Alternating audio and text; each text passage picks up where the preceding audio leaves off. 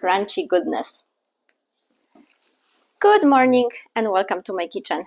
Today I would like to share a recipe for crunchy cookies with nuts. Most of the nuts I'm using today are pecans, but I will also mix some walnuts in. Very quick recipe and easy to make. Welcome to my kitchen and thank you for watching. For today's cookies, I will need 1 cup of flour, which is about 120 grams, 1/4 of a cup of potato starch flour, which is about 35 grams, half a cup of sugar, which is about 80 grams, 6 tablespoons of butter, which is about 80 grams, 1 1/3 of a cup of chopped nuts, and I have pecans mostly with some walnuts mixed in. 2 egg yolks, 3/4 of a teaspoon of baking powder, vanilla extract, and almond extract. And I will come closer to show you how I chopped those nuts. I have divided those nuts into 2 different piles, and as you can see, one is cut into thicker pieces and the other one chopped into tiny pieces. I like to feel the texture and the crunch of a nut. That's why I do not blend them, but rather chop them smaller. Any cookies or sweets, I always put a pinch of salt in my flour, and also I will put of that baking powder, well, 2/3 of a teaspoon. And just mix it all in. All-purpose, potato starch, sugar, butter,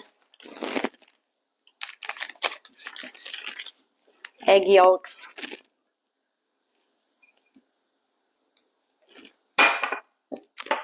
couple drops of the almond extract, and couple drops of vanilla extract.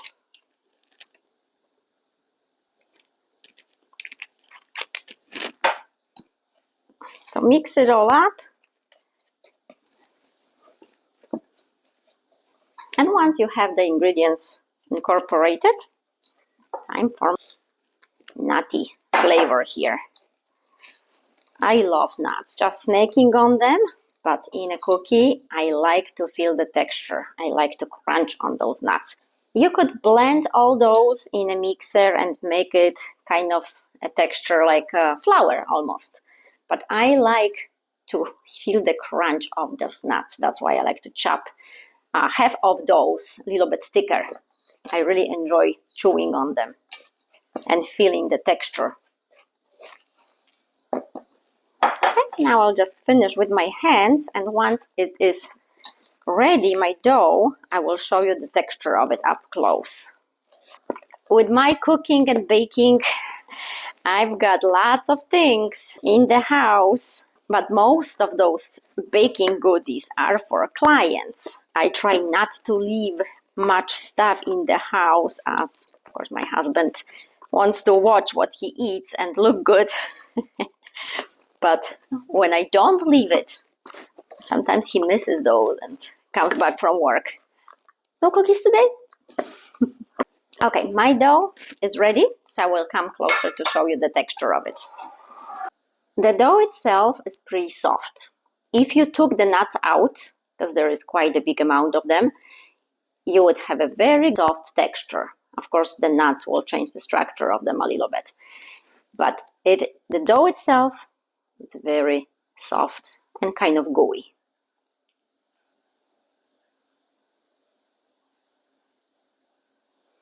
Okay, now I will divide the dough into 25 grams pieces. This is how big of a cookie I want to make. And once those are divided, I will put my dough into fridge for at least like 30 minutes. I also got myself some thick sugar because I like to dip those cookies into it before I bake them.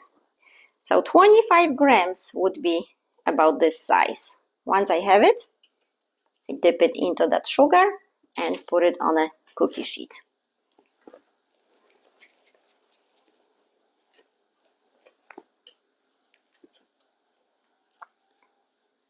If you like to create some kind of a design on it, you could use a fork and just kind of flatten it, and then dip it in sugar. And another option would be just a finger in the middle, create that dent, and if you have chocolate covered almonds, you can put one in. Chocolate covered walnuts, chocolate covered pecans, any kind. Put it in the middle, and then you will have another design. Very simple. So again, after I'm done with all of them, I will cover those cookies, cookie dough, and put it in the fridge for like half an hour. Maybe I'll do a couple different ones, then bake it and show you just how they look once baked. Okay, another tray.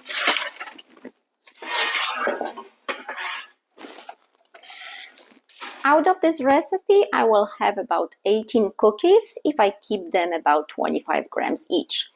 And as you can see, some of them are just flattened a little bit, and then with the fork, a little bit of a design, and I have 4 of them with dark chocolate covered almonds in the middle. Now in the fridge they go for half an hour, and then I can bake them at 350. It has been half an hour. My oven is preheated to 350.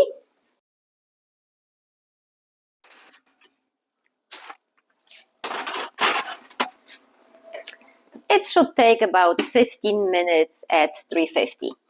Okay, time to take them out.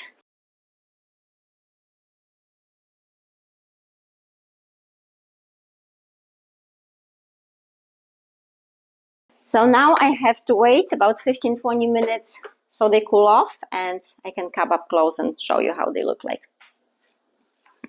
And here is a closer look. So the one that I use fork on has the bumpy top. Like I said, not much of the difference, but you know, a little bit. This is when I just form a circle and flatten it, and a couple of them with the chocolate covered almonds. And how do you know they're ready?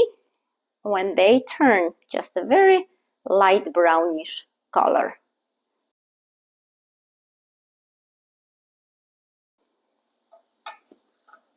Smacznego! Thank you for watching. And of course, I'm the first one to try them. I baked them.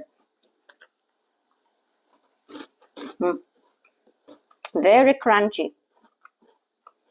I can actually feel and taste and bite into those nuts. I love nuts in general. Snacking on them, and a cookie with the nuts I like. I cannot ask for more. Or maybe a cup of coffee.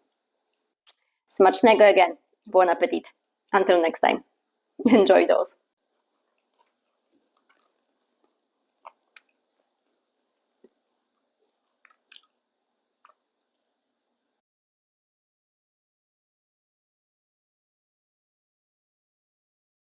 I would like to let you know why I am a big fan of using scale instead of the cups. I do put measurements in cups so it's easier. As you know, I'm from Europe, so everything for me is in grams. And here in United States, any recipes you have is usually in cups. But I want you to pay attention to one thing, so take it as a tip. I learned by mistakes because I've done it before.